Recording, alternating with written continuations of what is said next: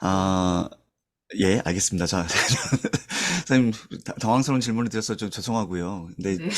자료조사 이렇게 많이 하셨는데, 제가 드리고 싶은 얘기는 뭐냐면, 얘를 전체적으로 이렇게 꿰을 수 있는 어떤 핵심 컨셉, 핵심 프레임워크, 이런 게 있으면 참 좋겠다. 그러니까, 여러 가지가 뭐 이렇게 분산적으로 이렇게 소개되긴 했지만은, 전체적으로 꿰을 수 있는 그 뭔가가 부족하다. 근데 그걸 이제, 이 책이 부족한 점이기도 해요. 이 책이 좀 아쉬운 점이기도 해.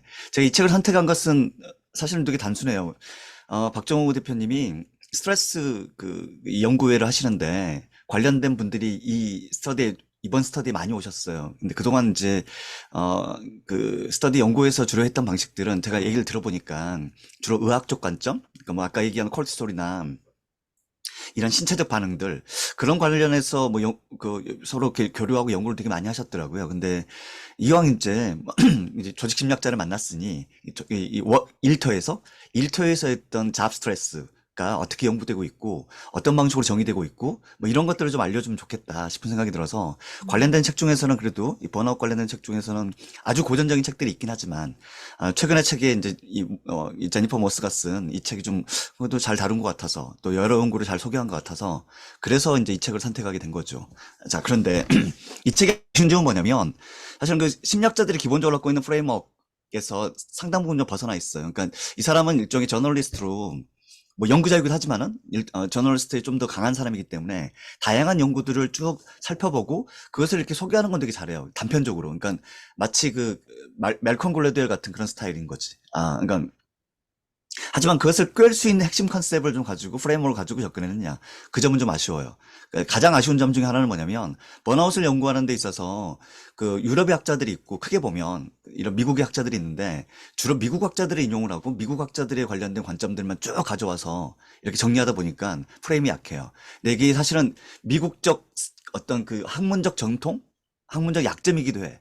그러니까 유럽 애들은 사실은 그 철학이나 걔들의 뿌리 자체가 뭐 철학이라든가 이념이라든가 사상이라든가 이런 쪽이 훨씬 더 강하기 때문에 얘들이 뭔가를 얘기를 할 때는 그 기저에 있는 메커니즘이나 그런 어떤 이런 프레임워크 여기에 대한 집착이 되게 강해요.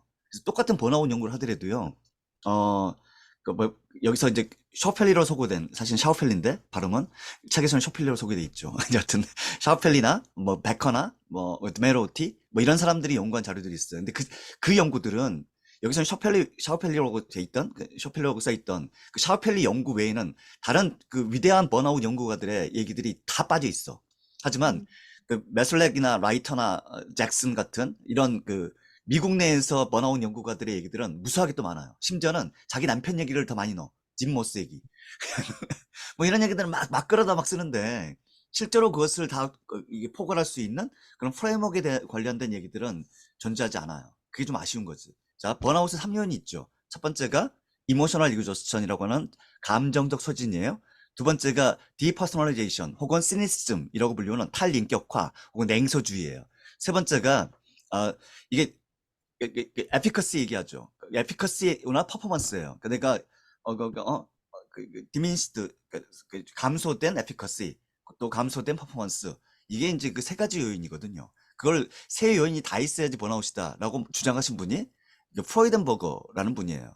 여기서도 이제 프레덴버거라고 이렇게 써 있긴 하지만 프로이덴버거라는 분이 박사님, 잠깐만요. 배원 선생님, 괜찮으세요? 네. 시간, 나가야 되는데 지금 제일 예, 중요한 얘기 하시는데. 배원 선생님이 그, 시간이 되셔서 빨리 오늘, 제가 2분 내에 예, 정리할게요. 2분 내로, 네네. 예, 저 시계 보고 있었어. 예. 그래서 그걸 잘 정리하시려면, 쌤, 네. 얘들 간에, 네. 3요인 간의 관계를 잘 이해하셔야 돼요. 잘 음, 생각해 보세요. 자, 번아웃이에요. 3요인이라고 얘기하죠. 정서적 소진이 나타나죠. 그 다음에 냉소주의예요. 그 다음에 성과 떨어져요. 자, 이건 동시에 발생하는 거예요. 이 안에 인과구조가 있는 거예요. 음. 그걸 알면, 이 내용을 선생님이 그걸 정리할 수가 있어요. 이 세 가지가 다 연관이 있는 것 같은데요. 연관이 있는 것 같죠? 어떻게 연관이 있는 것 같아요? 음, 첫 번째는 뭐냐면 정서적 소진, 이모셔널 유저처는 뭐냐? 에너지, 에너지 관점이에요. 에너지나 거기 헬스 관점이야. 건강 관점이에요. 두 번째 냉소주의. 냉소주의는 뭐예요? 누가 뭐라고 써가지고, 예, 예. 그거는 그 감정적 소진으로 이어지는 어떤 반응 아닌가요? 그렇게 이해할 수도 있고, 네. 동시에 나타날 수도 있죠. 얘는 모티베이션 관점이야. 동기야, 동기. 그러니까 내가, 동기. 내 일에도 관심이 없어지지만, 다른 사람 일에도 관심이 없어져. 그러니까 시니컬해지는 거지. 그쵸? 세 음. 번째, 그럼 그걸로 나타나는 결과물이 뭐예요? 그래서 역량이 이제 그쵸? 역량도 떨어지고, 퍼포먼스 떨어지고, 에피카스 떨어지는 거야. 그러니까 사실은 이 세 가지가 병렬형이 아니라, 이 세 가지가 서로 상호작용하는 그 요인들이 안에 있는 거예요. 그 내용이 사실은 이 책에 빠져 있어. 근데 아, 그걸 말씀하신 분들은 누구냐면, 아까 제가 말씀드린, 베커나 샤우펠리나, 어?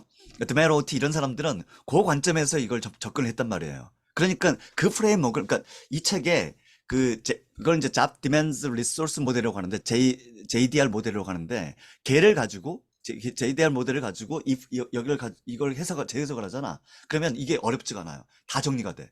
그러니까 우리는 디맨스라고 불리면 워크로드 아까 그 6가지 원인 얘기했잖아. 마찬가지예요. 그것도 얘를 프레임워크를 이렇게 바꿔놓잖아. JDR 프레임워크로 바꿔놓으면은 그 6가지가 서로 따로 노는 게 아니라 6가지가 다 병렬로 존재하는 게 아니라 이 6가지가 하나의 프레임으로 정리될 수가 있어요.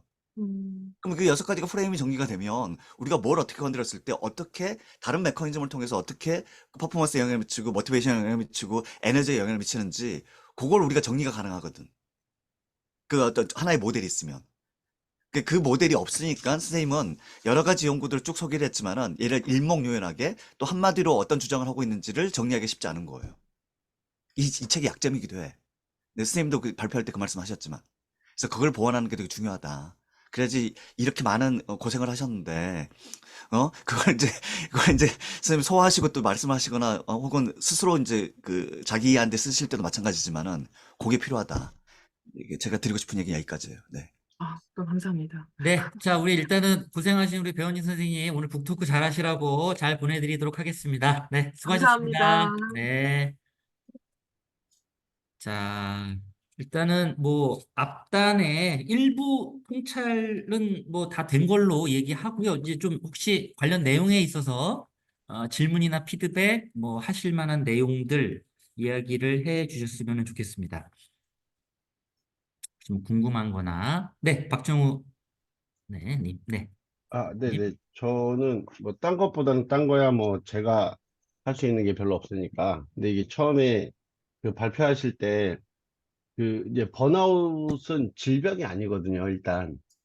번아웃은 질병이 아닌데 처음에 질병으로 딱 말씀하시고 시작을 하셔가지고 그러니까 신드롬이에요. 번아웃 신드롬이라 얘기하지 디지즈라고 얘기하지 않거든요. 그 이유는 그 신드롬과 디지즈의 차이는 우리가 기침을 한다고 해서 기침이 병이 아니잖아요. 증상이지. 그래서 기침 나오는 게뭐 천식도 있고 폐렴도 있고 그렇잖아요. 그러니까 번아웃은 신드롬이에요. 그러니까 증상이에요.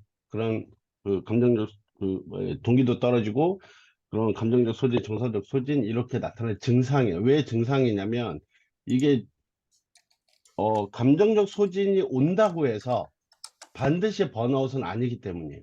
그러니까 번아웃을 특정하게 규정할 수 있는 게 아니라 번아웃에 나타나는 증상이기 때문에 얘가 질병으로 그러니까 10차 2019년 5월 27일 날 발표된 거였거든요. 원래 WHO에서.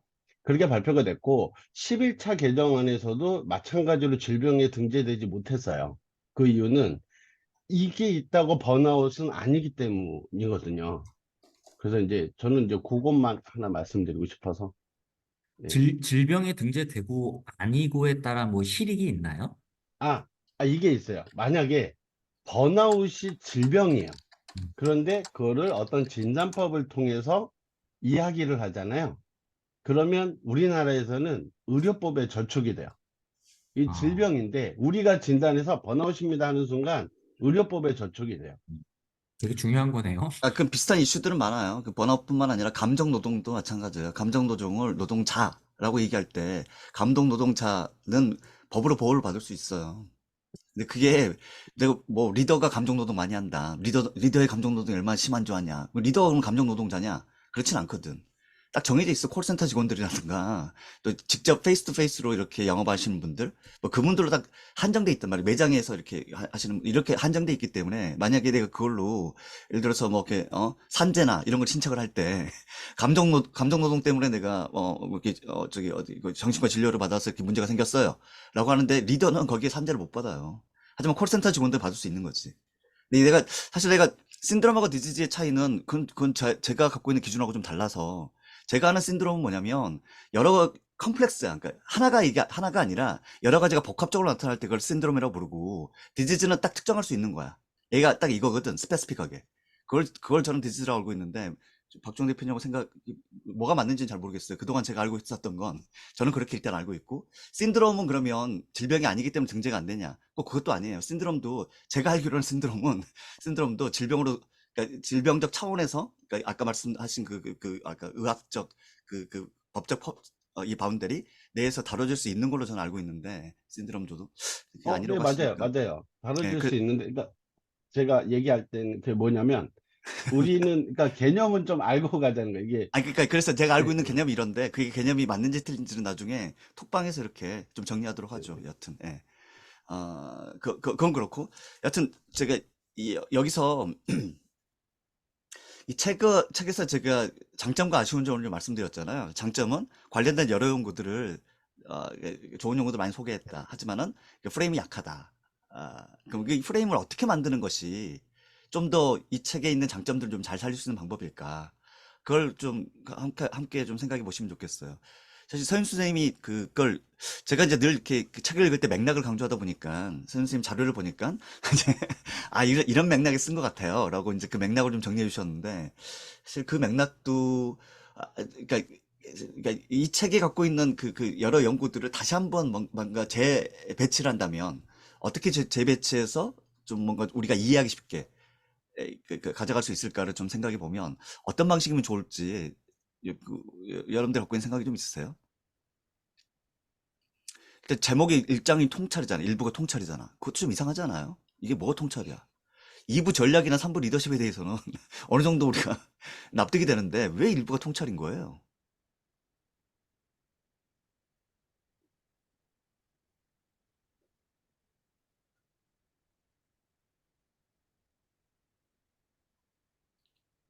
서윤 선생님이 그 정리를 하셨으니까 한번 좀 얘기 좀 해보실래요? 가요. 그 제가 이제 읽었을 때는 이분이 이야기하시는 거는 이제 기존의 사람들이 알고 있는 번아웃의 지식과 실제 번아웃의 실체는 좀 다르다라는 것을 좀 그 앞장에서 이야기를 하고 싶어하는 느낌을 좀 음, 많이 받았고, 맞아요. 잘 네, 봐줬어. 그게 이제 어, 말씀드렸던 것처럼 개인의 문제로 치부하지 말아라. 그거는 그 조직과 조직 구조와 또 그 리더의 문제이다라고 하면서 이제 그런 이제 동기에서 오는 위생 그 결핍을 얘기하면서 이제 풀어가는 느낌이었거든요. 그 네네. 예. 6가지의 원인들을. 네. 예, 열심히 잘 읽으셨네. 사실 떨려가지고. 저도 그게 핵심이 돼야 한다고 생각하는 사람이에요. 그러니까 이 책의 전체적인 흐름을 뭘로 가야 되냐면, 니들이 일할 때 힘들고 지치지. 사실 그건 네 탓이 아니야. 그건 조직 전반적으로 봐야 돼. 그러니까 뭔가 하나를 볼 때 어떤 현상이 나타난다고 할 때, 어떤 현상이 나타나면 그 원인을 우리는 가장 찾기 쉬운 쪽으로 원인을 귀인하잖아요. 그러니까 네가 지금 맛이 가는 것은 뭐야? 네가 약하기 때문에 그래. 네가 마음 관리 못했잖아. 네가 스트레스 관리 못했잖아. 그렇게 보는 것이 아니라 번아웃은 그렇게 접근하는 게 아니야. 번아웃은 종합적으로 접근하고 조직적으로 접근해야 돼. 라는 게 이 책의 핵심 내용이에요. 실제로 번아웃 연구가들이 다 그 얘기를 하고 있는 거고. 그럼 거기에 맞춰서 프레임을 만들었으면 어땠을까? 라는 그 아쉬움이 제가 굉장히 많이 남아요, 이 책은. 그러면 그 프레임을 맞춘다면 어떻게 얘기할 수 있냐면 저는 첫 번째 사실은 그 번아웃에 관련된 정의는 반드시 필요하다. 번아웃이 뭐냐? 그게 이제 뭐 WH의 정의가 됐든 뭐가 됐든 간에 번아웃을 일단 제대로 정의하고 그리고 나서 번아웃에 당연히 번아웃인지 아닌지를 확인할 수 있는 방법이 필요하잖아요. 그게 일종의 메저먼트거든. 측정하는 방법. 그 메슬락의 MBI는 앞쪽에 나오는 게 맞아요. 앞쪽에 나오는 게 맞아. 그래서 처음에 번아웃 정의를 하고 얘를 측정하는 방법. 그렇게 측정하는 방법을 알려주다 보니까 측정하는 방법은 우리가 그 요인에 대해서 우리가 정확하게 이해할 수 있는 계기가 되잖아요. 얘 측정한다.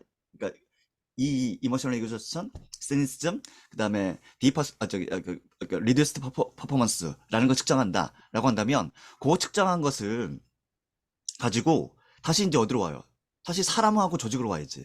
그러니까 저 취약한 사람과 취약한 조직은 어떤 특성을 갖고 있는지.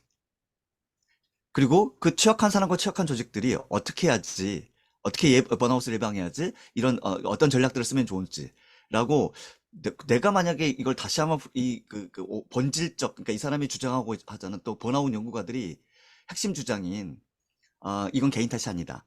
이건 일이고 조직이다. 종합적 차원으로 접근해야 된다. 라고 하는 그 메시지를 제대로 전달하기 위해서는 그 프레임은 좀 바뀌어야 된다. 그러면 사실 이 책을 다시 재배치하다 보면 첫 번째로 나와야 될 게 번아웃의 정의, 그 다음에 측정, 그 다음에 거기에 취약한 사람과 조직, 그것을 대체할 수 있는 전략과 리더십. 이런 방식으로 접근하는 게 좀 더 타당한 방식이 아닌가라고 좀 생각을 좀 해봤어요. 그리고 뭐 그냥 지역적으로 말씀드리면 이게 검은 문자 얘기가 나오는데 검은 문자는 에드워드 드보노라는 사람이 있어요. Six Thinking Hats라고 하는 예전에 2000년대 초반에 엄청 유행했어. 6색깔 모자 사고 기법이라고 해서 뭐 PSI 뭐 컨설팅 뭐 이런 데서 엄청 팔아먹었어. 에드워드 드보노. 거기서 이제 6가지 색깔이 있는데, 뭐, 흰색 모자는 팩트를 얘기하고, 노란색 모자는 긍정을 얘기하고, 초록색 모자는 창의성이고, 검은 모자 쓰면은, 비판점, 이런 거 얘기하고, 뭐 그런 거거든. 그 이제, 드보노 얘기예요. 검은 모자 얘기 나오는 것은. 그리고, 또 뭐가 있었나? 재밌는 게 또 있었던, 빅피쉬 스몰 펀드 얘기 나오죠. 빅피쉬 리틀 펀드. 그러니까, 오버 퀄리피케이션. 내가 과잉 자격화. 그러니까 내가 이 회사 들어갈 만한 이거 뭐 내가 단순한 어떤 판매직인데 단순한 이건데 내가 석사했고 뭐 박사야. 이게 과연 맞겠냐? 이게 이제 이 모든 어떤 연구들을 약간 은유적으로 표현한 게 뭐냐면 빅피쉬 스몰 펀드 혹은 빅피쉬 리틀 펀드예요. 그러니까 작은 연못에 큰 물고기가 있는 거야. 이건 좀 과잉 자격화된 거지. 예, 예. 그 연구들이 좀 잘 드러난 책이 있어요.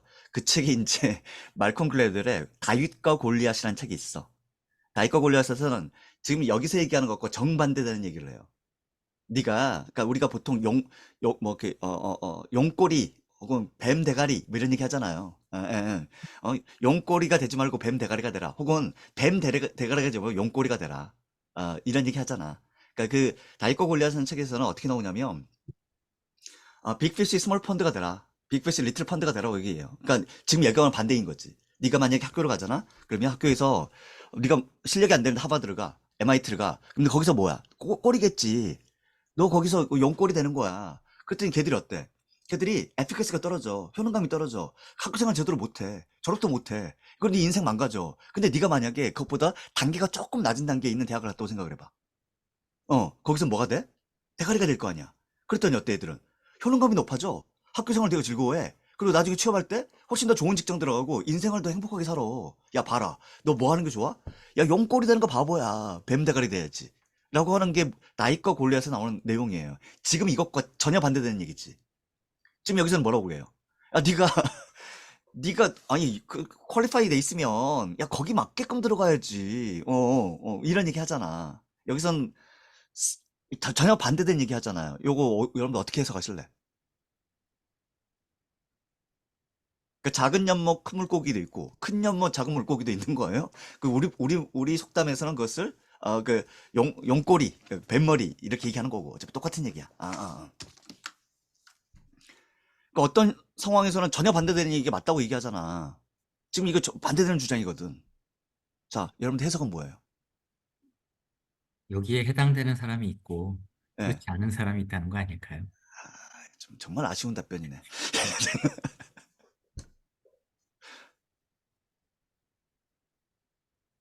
자, 선생님. 자, 어쨌든 이 책을 읽어보셨으니까. 아, 자, 뭐예요, 답은? 어떻게 생각하셔?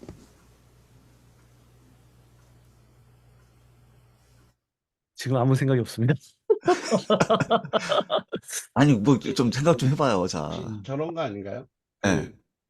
그러니까 여기서 말하는 그 빅피시 스몰 펀드에서는 그러니까 내가 이만한 자격을 가졌으니까 기대감이 높다는 거죠. 나 스스로 나는 이 정도 할 수 있고 이렇게 자기 이런 게 높은데 실제로 할 수 있는 일은 별로 없고 너무나 제약되어 있고 그러다 보니 내가 할 수 있는 능력은 많은데 겨우 요거야 라는 거에 대한 박탈감, 자괴감 이런 것들 때문에 아우, 답변 괜찮은데요? 아, 좋습니다. 네.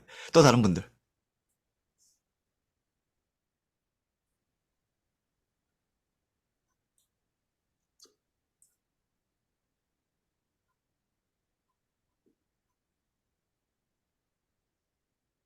사실 여기서 솔루션이 나오잖아요. 어떤 솔루션을 내나요? 이 책에서. 선생님. 이 책에서 어떤 솔루션을 내? 네가 만약에 네. 오버 퀄리피케이션 돼 있어. 그럼 뭐 하래? 세 가지 솔루션 얘기하잖아. 1번 솔루션이 뭐였어요? 경로 제시. 그치, 경로 제시지. 음. 아니, 아니, 선생님 알아야지 답을. 다른 사람이야 뭐 대충 읽었다 치더라도 선생님 잘 읽었을 거 아니야. 어? 첫 번째 답은 뭐냐면 경로를 제시하래. 경로 제시하는 게 무슨 얘기예요? 미래를 지금 계속 그 자리에 머무르는 게 아니고 네, 그치. 미래에 그치. 달라질 수 있다, 변할 수 있다라는 그치. 기대감을 그치. 주는 거. 네. 그게 1번으로 경로 제시를 제시한 것은 너무나 타당해. 너무나 타당한 건 뭐냐면, 사실은, 이게, 빅피시 스몰 펀드나, 그다음에 스몰 피시 빅 펀드나, 요게 의미하는 바는 뭐냐면, 그 말콤 글래드웰이 나이거 굴리에서 주장하는 바는 네가 뭐가 돼야 돼? 너는 뱀 대가리가 돼야 돼. 용꼴이 되지 마. 라고 얘기하면 뭐 때문에 그러냐면 에피커시 때문이에요. 아까 제가 잠깐 설명드렸잖아. 그러니까 효능감이 떨어지는 거야. 내가 뭐 할 수 있다는 생각이 없어. 그런 생각을 가질 수밖에 없는 그런 환경인 거야. 그러니까 얘가 사실은 그 용꼬리가 되면서 점점 도태되는 거지. 음. 근데 뱀 대가리가 되면 무슨 장점이 생기느냐? 나도 이거 되게 잘하네? 나 이 중에서 내가 최고네? 이런 거는 뭔가 컨피던스 혹은 뭐 셀프 에피커시 이런 것들이 높아질 거 아니에요. 그러니까 사실은 만약에 HR에서 사람을 채용을 할 때 오버 퀄리피케이션 돼 있는 사람을 채용을 했다라고 가정해 봐요. 그러면 그 사람한테는 반드시 뭘 제시해야 되느냐? 경로를 제시해야 돼. 그러니까 그 현실에서는 이 사람이 어떤 사람이야? 뱀 대가리예요. 그러니까 뭐는 높아? 실제로는 효능감은 높아. 효능감이 높은 만큼 뭘 해야 돼? 아까 박종원 대표님 말씀하신 것처럼 뭐 해야 돼? 그 효능감에 걸맞는 그 일을 제시를 해줘야지. 그러면 또 그 효능감이 실제로 결과로 나타나죠. 근데 그 효능감은 높은데, 이게, 하는 일은 그렇지 않단 말이야. 그러면 내가 뭐, 퍼포먼스에 대한 만족감이 이런 게 생겨요? 안 생길 거 아니야. 그럼 이 선순환고리가 끊어지는 거야. 이 선순환고리를 계속 유지하려면 뭐 해야 되냐면, 그 다음 경로. 그러니까 다시 얘기하면, 더 높은 목표, 더 높은 난이도, 얘 일을 계속 제시해 주는 거야. 이 패스 뭐라 불러, 얘를. 얘를 몰입 경로라고 얘기하잖아. 음. 몰입 경로라고 얘기하잖아. 그렇잖아요. 그러니까 여기서 얘기하는 경로를 제시하는 건 뭐냐면 결국은 몰입 경로를 유지한 상태에서 높이라는 얘기야. 우리는 컨피던스가 또 어빌리티가 높아질 때마다 태스크 디피컬티가 높아져야지 몰입이 생기잖아요. 이건 칙센미아이가 이미 그 몰입 경로를 다 얘기했잖아요. 굳이 여기서 설명 안 드려도 되죠. 또 이런 얘기 좀 처음 듣는 거예요? 플로우라는 책에서 플로우라는 이론이 있잖아. 칙센미아이에. 아무튼 그건 나중에 또 시간 되면 얘기해요. 여하튼 그거야, 그거. 그게 바로 일종의 1번 패스가 1번으로 그게 나온 건 너무나 당연한 거야. 예. 그 한 가지만 더. 아, 번아웃에 아까 제가 프레임워크가 필요하다고 말씀드렸잖아요. 그 프레임워크에 관련된 건 지금 한번 좀 찾아보실래? 누가 장 대표님이 좀 해주실래요? 그 화면으로. 아니면 내가 좀 화면할 수 있나요? 장 대표가 직접 해줘. 김종훈 씨도 권한 줬어요. 저 있어요? 네.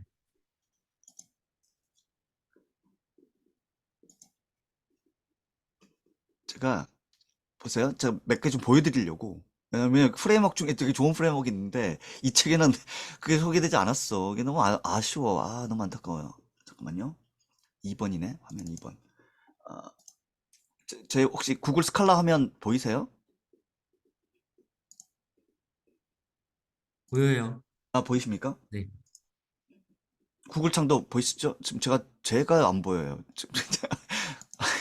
아니, 그 화면 공유한 거에 안 이거 어떻게 하지? 잠깐만요. 그냥 구글에서 하시면 돼. 지금 보이니까. 그냥 하면 돼. 지금 보여요? 네, 예. 보이니까. 탭이 자, 지금 뭐, 세 탭입니다. 예? 스칼라 탭이 아니라 스칼라 탭이 첫 번째고 지금 두 번째 탭을 크게 괜찮아. 관계없어. 어디든 관계없어. 여기다가 이게 잡 디맨즈 리소스 모델이라고 검색하면 돼요. 화면을 얘가 좀 키워주세요. 화면 어떻게 키우죠? 컨트롤 스크롤바, 컨트롤, 스크롤바, 컨트롤 마우스 스크롤. 스크롤바 올려서 돌려서 위로. 이렇게? 네, 그쵸. 네. 됐어요? 네. 예. 이거. 그 잡 디맨스 리소스 모델, 이게 JDR이라고 축약해서 얘기하는데, 이 모델이 번아웃을 설명하는 제일 좋은 모델, 그러니까 번아웃을 포괄할 수 있는, 번아웃에 관련해서 얘기할 수 있는 최상의 모델이에요. 이제 이미지로 한번 들어가 볼게요. 이제 이 대가들이 뜨지. 백거, 드메로티. 이 사람들 뜨잖아.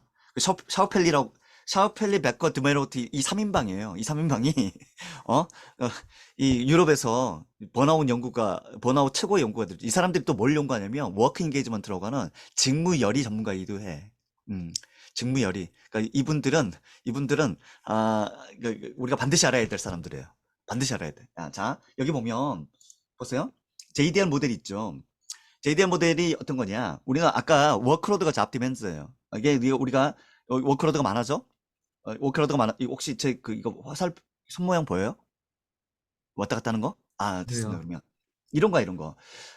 얘가 많아지면 뭐가 돼요? 이그조스 마시가시. 또 뭐가 돼? 얘가 이제 센스팀이 디퍼스널라이제이션이에요. 자, 리소스가 부족하면 뭐가 돼? 센스팀이 생기는 거야. 얘 때문에 뭐가 생겨요? 퍼포먼스가 떨어져, 에피커스가 떨어져. 그러니까 얘가 뒤에 있는 이 세 개가 뭐냐면 MBI, 메슬락 번아웃 인벤토리에서 얘기하는 그 세 가지 요인이 유효인이야. 이 세 가지가 병립이 아닌 거지. 얘들은 뭐예요? 얘들은 인과구조가 있는 거야. 상식적으로 생각해봐도 에피커스가 떨어지는 것은 그 앞에 내가 에너지가 없기 때문에 에피커스가 떨어지는 거야. 모티베이션이 떨어지니까 에피커스가 떨어지는 거고. 이 첫 번째 차원, 이그조스 차원을 뭐라고 부르냐? 얘가 에너지예요. 얘가 에너지야. 두 번째, 시니시즘이 뭐예요? 얘가 모티베이션이야. 세 번째는 뭐야, 얘가? 얘가 아웃컴이야. 이러면 이 세 가지가 우리를 까먹을 수가 없는 거야, 이제. 우리가 이렇게 정리해보면. 근데 이것을 그냥 단순하게 이 책에 나와 있는 내용대로 탈인격화가 어떠니, 이렇게, 서진이 어떠니, 이런 식으로 접근하면 이 세 가지가 정리가 안 되는 거예요. 얘들은 이렇게 앞뒤에 맥락이 있어. 그러니까 우리가 디맨스가 많아지면 뭐가 돼요? 에너지가 떨어져. 에너지가 떨어져.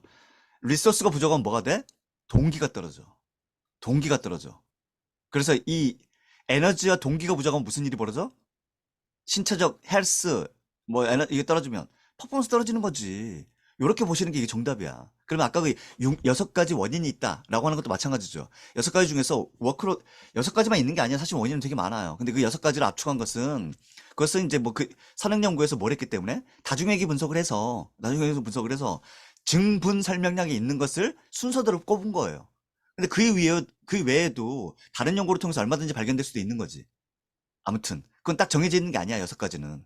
6가지 원인 외에 나머지 원인들은 번아웃의 원인이 아닙니다. 이렇게 얘기할 수 있어요? 불가능해. 그러니까 그 프레임워크로 보는 건 사실은 좀 더 이게 논리적으로 그렇게 타당하지 않아. 뭘로 보는 게 타당해요? 이렇게 보는 게 타당한 거지. 디맨스와 리소스로 보는 게 타당한 거지. 그 디맨스의 하위 차원이 이 세 가지가 있잖아. 이 세 가지가 다예요? 그건 아니겠지. 또 있겠지. 하지만 당시에 연구할 때는 이 세 가지 요인을 주로 봤겠지. 그쵸? 리소스도 마찬가지죠. 이 6가지가 다야? 그건 아니겠지. 또 있겠지. 얼마든지 있을 수 있어. 번아웃의 6가지 요인, 주요 요인이라고 하지만은 그거 역시 마찬가지 프레임으로 봐야 돼. 그러니까 우리는 뭘로 봐야 돼? 디맨즈와 리소스 차원에서 보는 게 정답이다. 근데 이것도 마찬가지예요. 그러니까 디맨즈와 리소스가 하나만 있는 거 아니잖아. 여러 가지 많잖아. 이 논문 한번 볼까요? 이 논문이 이제 드메로티 베커야. 이 사람들 빅네임이라고 말씀드렸잖아. 샤오펠리, 드메로티, 베커. 빅네임들이에요. 이 빅네임들이 제목이 뭐예요? 챌린지 포 퓨처 리서치야. 그러니까 우리가 미래에 이 번아웃 연구하는 사람들한테 이렇게 한번 내가 제시해 줄게. 이런 거야. 이 센 사람들이 뭐라고 얘기해? 야, 번아웃 앞으로 볼 때 이렇게 봐. 라고 얘기해 주는 거. 우리는 뭐야? 이거 참고해야지. 이거 참고해야 되는 거 아니에요? 근데 사실 이 책에는 이런 요인들이 다 빠져 있어. 이런 주옥 같은 번아웃 연구들이 다 빠져 있는 거지. 여기 보면 이제 관련된 내용들은 다 그런 거예요. 그러니까 우리가 디맨스라고 불리우는 것들, 또 리소스라고 불리는 것들이 과연 디맨스가 워크로드나 이렇게 단순하게 봐야 되는 건지, 아니면 좀 더 다양하게 봐야 되는 건지. 그래서 이런 챌린지를 통해서 나온 게 뭐냐면, 보세요. 잡 디맨스 리소스 모델에서 챌린지와 힌드런스가 나오는 거야.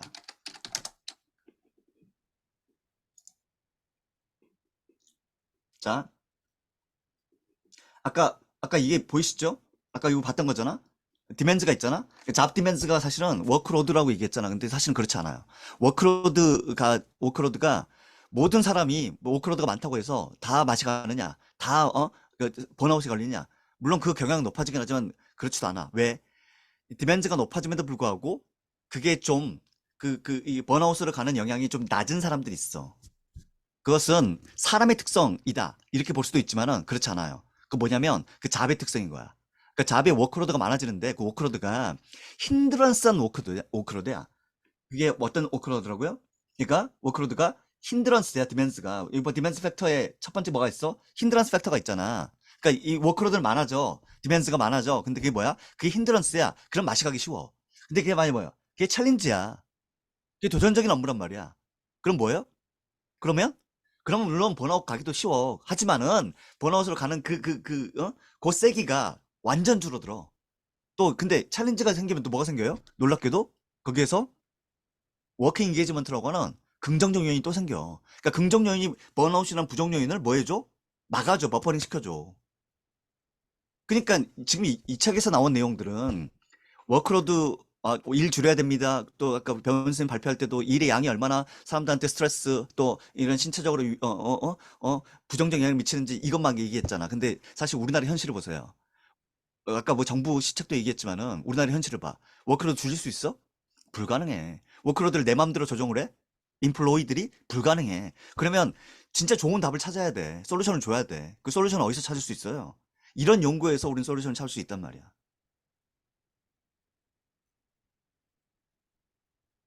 그러니까 책을 읽으시면서 사실은 어떤 고민을 좀 해보셔야 되냐면, 야, 진짜 워크로드 이렇게 많아지고 일량 많아지니까 사람들 맛이 가는구나. 일의 양을 줄여야 되는구나. 업무 시간 줄여야 되는구나. 이건 현실적이지 않아요. 그게 왜 어떻게 현실적이야? 여러분들 마음대로 업무 시간 줄일 수 있어요? 특히나 저기 회사에서 일하시는 분들이 불가능하잖아. 그러면 뭐 해야 돼? 현실적으로 도움이 되는 솔루션을 주는 것이 그게 사실 학자들이 해야 될 일이죠. 어, 그렇잖아. 그러면 여러분들이 이 책을 읽으면서 이게 답이 아닌 것 같은데? 더 좋은 답이 있을 것 같은데? 라는 생각을 자연스럽게 떠올려야 되고, 거기에 맞게끔 어떤 솔루션이 있을까? 이 책에 만약 답이 없다면 어디서 답을 찾는 게 좋을까? 그런 질문들이 사실은 우리한테 필요하고 중요한 건데, 이게 이런 게 좀 없어서 제가 그 점은 좀 아쉽다. 라고 좀 피드백을 좀 드리고 싶었어요. 그런 질문을 안 나왔다고 해도 너무 실망하지 마세요, 여러분. 누구나 다 그런 질문을 하는 건 아니니까요. 저 박사님 질문 하나 궁금한 게 있는데요. 네, 이게 이제 시작할 때 허츠버그 얘기를 하잖아요. 네, 동기 요인과 위생 요인. 그래서 이 만족과 불만족은 다르게 대해야 되잖아요, 우리 박사님의 늘 주장하는 네. 것처럼.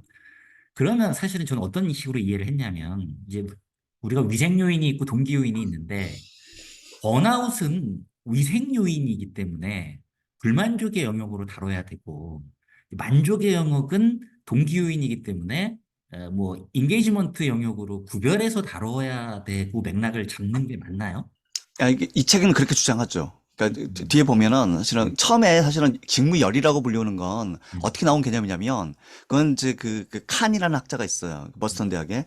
칸이라는 학자가 1990년에 이거 한번 찾아보죠. 뭐 워낙 좋네. 바로바로 이렇게 돼 있어서.